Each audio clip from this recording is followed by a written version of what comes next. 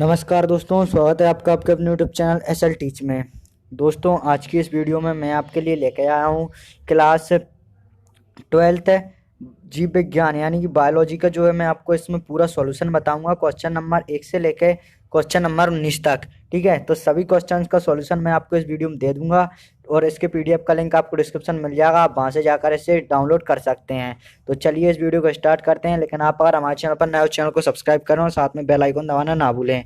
तो चलिए इस वीडियो को स्टार्ट करते हैं। दोस्तों, आपसे सबसे पहला जो क्वेश्चन पूछा गया था सही विकल्प प्रश्न क्रमांक ए, तो उसके आंसर आपको दिख ही रहे होंगे। आप जो है देख सकते हैं सभी क्वेश्चन के आंसर उसके। ठीक है, प्रश्न क्रमांक 1 के।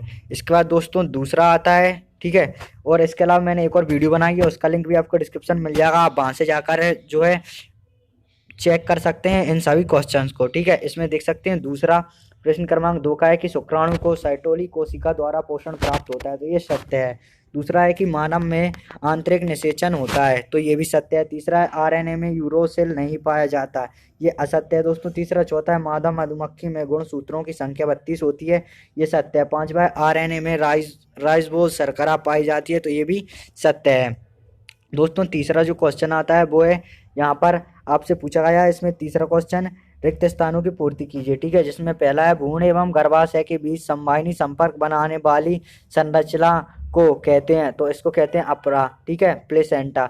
दूसरा है दोस्तों टाइफाइड ज्वर का रोगजनक होता है, तो इसका नाम है दोस्तों सल्मोनेला टाइफी जीवाणु। ठीक है, तीसरा है बिना निषेचन के फल बनने की क्रिया होती है, तो इसे कहते हैं अनिषेक फलन। ठीक है, चौथा है बीजाणु विकसित होकर बनाता है, तो इसका आंसर है भ्रूणकोष। क्या बनाता है? भ्रूणकोष बनाता है दोस्तों। चौथा आता है आपका सही जोड़ी मिलाइए, जिसमें पहला है ब्लड कैंसर, तो इसका आंसर है दोस्तों ल्यूकीमिया। ठीक है, दूसरा है एक्ट्रोसोम, तो इसका है शुक्राणु। तीसरा है 1:2 एक संकर क्रॉस। ठीक है, तीसरा है मादा जननांग जायांग। पांचवा है दूध से दही बनना लैक्टोबैसिलस जीवाणु। ठीक है, अब आपसे इसमें जो पांचवा क्वेश्चन पूछा गया था कि लैंगिक जनन किसे कहते हैं, तो आप इसमें देख सकते हैं यहाँ पर आंसर की लैंगिक जनन जब दो जनक नर और मादा आपस में निषेचन करके नए जीव को उत्पन्न करते हैं, इसे लैंगिक जनन कहते हैं। ठीक है, जब दो जनक नर और मादा आपस में निषेचन करके नए जीव को उत्पन्न करते हैं, तो इसे लैंगिक जनक कहते हैं। दूसरा है दोस्तों नेक्स्ट छठवा कि टेस्ट ट्यूब बेबी क्या है, तो इसका आंसर आप देख सकते हैं टेस्ट ट्यूब बेबी क्या है यहाँ पर। तो इसका आंसर देखिए आप क्या है कि इस विधि में दाता स्त्री के अंडे को दाता पुरुष शुक्राणु से प्रयोगशाला में परख नली के भीतर निषेचन कराया जाता है तथा निश्चित समय तक अनुरूपी परिस्थितियों में परिवर्धन के बाद अग्रिम परिवर्धन हेतु स्त्री के गर्भाशय में स्थानांतरित कर दिया जाता है। इस विधि द्वारा जन्मे बच्चों को टेस्ट ट्यूब बेबी कहते हैं। तो ये था आपका छठवां क्वेश्चन। अब चलिए दोस्तों सातवें पर आते हैं। ठीक है, तो सातवें में क्या पूछा गया कि आपको वर्णदाता क्या है। ठीक है, क्या पूछा गया था? वर्णदाता क्या है। दोस्तों, अगर आपने अभी तक इस वीडियो को लाइक नहीं किया है तो लाइक जरूर कर दें। तो यहाँ पर पूछा गया है कि यह एक लिंग, इसका आंसर है दोस्तों वर्णदाता का यह एक लिंग सहलगन रोग है। इसमें मनुष्य को लाल एवं हरे रंग में अंतर नहीं होता है। ठीक है, नहीं दिखता है, अतः यह रोग लाल हरा अंधापन या प्रोटीन दोष या डोल्टनिज्म भी कहलाता है। तो ये हो गया आपके सातवें क्वेश्चन का आंसर। अब आपको मैं ले चलता हूँ नेक्स्ट आठवें क्वेश्चन पर कि आठवें क्वेश्चन में क्वेश्चन क्या पूछा गया था आपसे कि एक्रोसोम के कार्य लिखिए। ठीक है, तो एक्रोसोम के कार्य निम्न है। उत्तर में आपको लिखना है। पहला है दोस्तों एक अंडाणु का भेदन करता है जिससे निषेचन पूर्ण होता है, यानी यह अंडाणु का भेदन करता है जिससे निषेचन होता है। दूसरा है यह नर के सभी लक्षणों गुणों को अंडाणुओं के अंदर तक ले जाता है। जो नर के सभी लक्षण होते हैं और जो गुण होते हैं उनको अंदर तक ले जाता है कौन? एक्रोसोम। तीसरा है यह अंडाणु को भेदकर भ्रूण का निर्माण करने में सहायक होता है। चलिए दोस्तों 9वें नंबर क्वेश्चन पर चलते हैं, जो कि आपसे पूछा गया है इस एग्जाम में। तो 9वां क्वेश्चन है कि मेंडल ने प्रयोग के लिए मटर का पौधा ही क्यों चुना। ठीक है, तो इसका आपको आंसर देना था। तो इसमें है कि मेंडल ने अपने प्रयोग में मटर पौधे को चुनने के कई कारण थे। ठीक है, उसने क्यों चुना? तो पहला है दोस्तों, मानव का जीवन चक्र छोटा होता है जिससे प्रयोग करने में कम समय लग मटर का जीवन चक्र छोटा होता है जिससे प्रयोग करने में कम समय लगता है। दूसरा है, इसमें परपरागण द्वारा सफलतापूर्वक संकरण कराया जा सकता है। चलिए इसके बाद दोस्तों तीसरा पॉइंट आता है इसी का, उसने क्यों चुना? मटर के पौधे में आसानी से स्वपरागण और परपरागण कराने की सुविधा होती है। चौथा पॉइंट है दोस्तों इसका पौधा द्विलिंगी होता है और स्वपरागण द्वारा गुणों की शुद्धता को बनाए रखता है। पांचवा है, संकरण से प्राप्त संकर पौधे पूर्णतः जनन सक्षम होते हैं। इसमें दोस्तों छठवां पॉइंट भी है कि इसमें विपरीत लक्षणों को आसानी से देखा जा सकता है। नेक्स्ट क्वेश्चन आता है दोस्तों 10वां, जो आपसे इसे एग्जाम में पूछा गया है, वो है दोस्तों टीकाकरण क्या है समझाइए। तो यहाँ पर जो है टीकाकरण को समझाया गया है। तो मैं आपको बताता हूँ कि किसी बीमारी के विरुद्ध रोधात्मक क्षमता विकसित करने के लिए जो दवा खिलाई या पिलाई या किसी अन्य रूप में दी जाती है उसे टीका कहते हैं। ठीक है, यानी किसी बीमारी के विरुद्ध में जो प्रतिरोधक क्षमता बढ़ाती है उसे हम क्या बोलते हैं?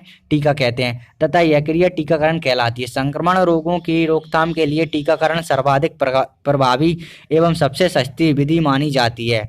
टीके एंटीजनी पदार्थ होते हैं। टीकाकरण रोग प्रतिरोधक क्षमता को बढ़ाकर शरीर में उत्पन्न होने वाले सूक्ष्म जीवों को नष्ट करने का काम करता है। इसके बाद दोस्तों भारत में टीकाकरण यूनिवर्सिटी टीकाकरण कार्यक्रम UIP के रूप में बनाया गया है। चलिए दोस्तों इसके बाद नेक्स्ट क्वेश्चन पर आते हैं। 11वां क्वेश्चन जो आपसे इस एग्जाम में पूछा गया था।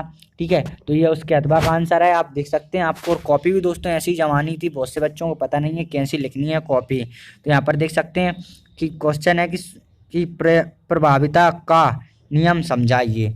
तो इसमें प्रभाविता का नियम समझाया गया है। आपको मैं बताता हूँ कि मेंडल ने जब एक जोड़ी विपरीत गुणों वाले पौधों का संकरण कराया तो प्रथम पीढ़ी में कोई एक गुण लक्षण ही प्राप्त हुआ।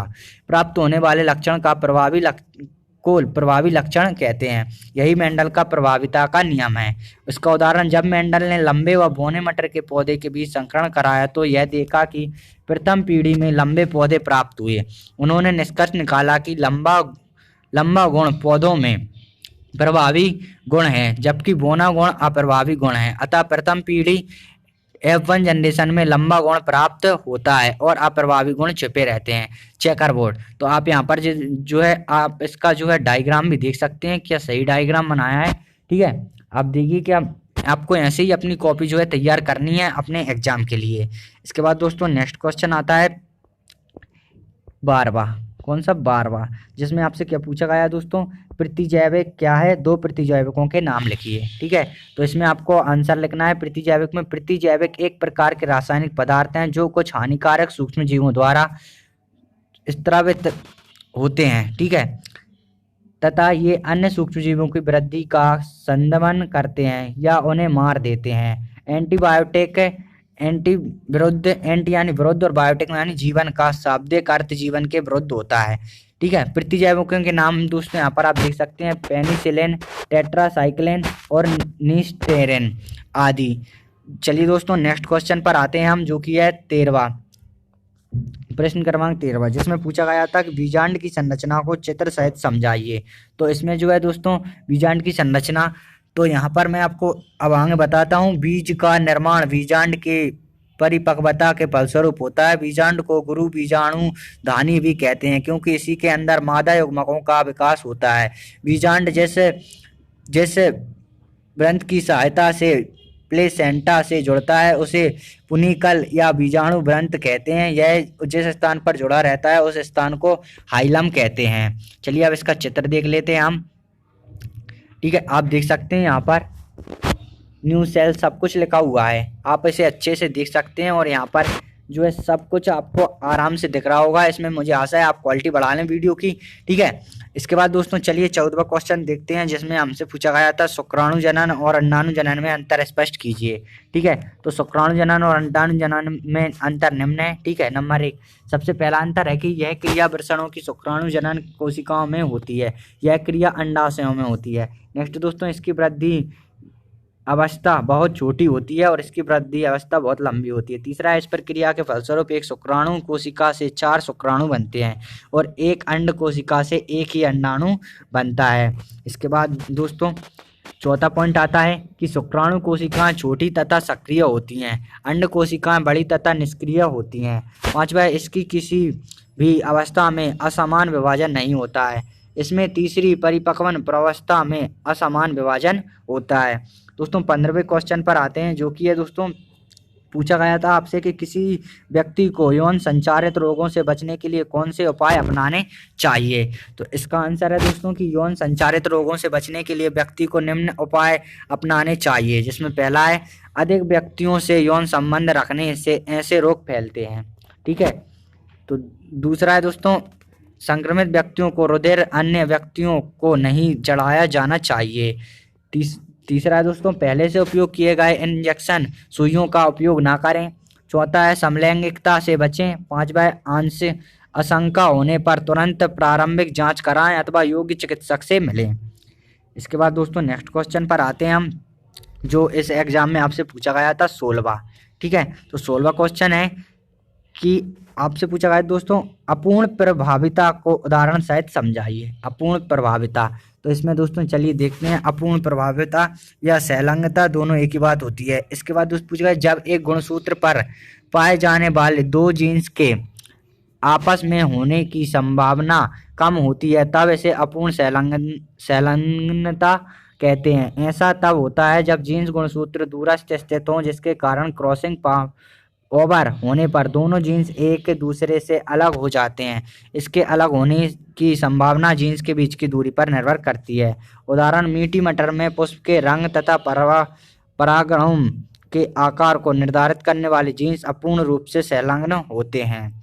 दोस्तों 17वां क्वेश्चन आता है, जो आपसे पूछा गया था डीएनए अंगुली छाप क्या है, इसकी उपयोगिता पर प्रकाश डालिए।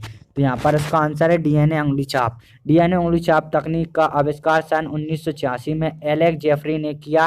प्रत्येक जीन में डीएनए का एक छोटा हिस्सा होता है। प्राय 90% डीएनए के भाग का कार्य ज्ञात नहीं हो सकता, परंतु डीएनए की संरचना तथा आनुवांशिकता प्रत्येक जीव में विशिष्ट प्रकार की होती है, जो दूसरे व्यक्ति से भिन्नता प्रदर्शित करती है। प्रत्येक जीव का डीएनए क्रम उसके माता व पिता के डीएनए क्रम का संयोग होता है। अब 18वें क्वेश्चन पर आते हैं दोस्तों। यहाँ पर थोड़ी हो गई है कि 17वें के बाद आप डीएनए अंगुली छापन की उपयोगिता और देख लेते हैं कि इस तकनीक के द्वारा किसी व्यक्ति, अपराधी, बलात्कारी और किसी बच्चे के माता पिता की पहचान की जाती है। इस तकनीक द्वारा कपड़े से प्राप्त रक्त के धब्बे भले ही वे वर्षों पुराने हों जांच की जा सकती है। चलिए दोस्तों 18वें क्वेश्चन पर आते हैं, जो इसमें पूछा गया था कि वह क्रियाविधि लिखिए जिससे एड्स विषाणु संक्रमित व्यक्ति से प्रतिरक्षा तंत्र का होश होता है। ठीक है। तो इसमें जो क्वेश्चन पूछा गया है दोस्तों मैं आपको वो बता देता हूँ, HIV वाला। ठीक है। तो यहाँ पर आप देख सकते हैं, यहाँ पर क्या है कि रोग जनकता। ठीक है। तो रोग जनकता के बारे में पूछा गया था, यहाँ पर उसके बारे में बताओ। HIV का द्विगुणन एवं रोग जनकता संक्रमित व्यक्ति के शरीर में आ जाने के बाद विषाणु बृहद भक्षकाणु में प्रवेश करता है, जहां उसका RNA जीनोम विलोम ट्रांसफिकेस एंजाइम की सहायता से प्रतिकरण द्वारा विषाणु DNA बनता है। यह विषाणु DNA परपोषी कोशिका के DNA में समाविष्ट होकर संक्रमित कोशिकाओं को विषाणु कण पैदा करने का निर्देश देता है। बृहद भक्षक विषाणु उत्पन्न करना जारी रखते हैं और एक HIV फैक्ट्री की तरह कार्य करते हैं। इसके साथ ही HIV सहायक T लाशिकाणुओं TH में घुस जाता है, प्रतिकृति बनाता है और संतत विषाणु पैदा करता है। यह क्रम बार बार दोहराया जाता है, जिसकी वजह से संक्रमित व्यक्ति के शरीर में सहायक T लाशिकाणुओं की संख्या में उत्तरोत्तर कमी होती है। इस विधि के दौरान बार बार बुखार एवं दस्त आते हैं तथा वजन घटता है। अचानक T लाशिकाणुओं की संख्या में गिरावट के कारण व्यक्ति जीवाणु, विशेष रूप से माइक्रो बैक्टीरिया, विषाणुओं, कवकों, यहाँ तक कि टॉक्सोप्लाज्मा जैसे परजीवियों के संक्रमण का शिकार हो जाता है। रोगी में इससे प्रतिरक्षा न्यूनतम हो जाती है और वह इन संक्रमणों से अपनी रक्षा करने में असमर्थ हो जाता है। ये था दोस्तों 18वां क्वेश्चन। अब आपका लास्ट क्वेश्चन बचा है 19वां, तो उसका ही मैं आपको सॉल्यूशन बता देता हूँ। चलिए जो कि है क्वेश्चन है आपका कि मेंडल के द्विसंकर क्रॉस को रेखाचित्र या चेकर बोर्ड की सहायता से समझाइए। तो आप इसे देख सकते हैं, द्विसंकर मेंडल का द्विसंकर क्रॉस का चेकर बोर्ड है। ठीक है, तो दोस्तों अगर आपको वीडियो को लाइक जरूर करें, और अगर आपने अभी तक इस चैनल को सब्सक्राइब नहीं किया तो चैनल को सब्सक्राइब कर दें और साथ में बेल आइकन दबाना ना भूलें। आप देख सकते हैं ये सभी क्वेश्चन मैंने आपको 19 तक की सॉल्यूशन बता दिया है। तो ये वीडियो देखने के लिए बहुत बहुत धन्यवाद।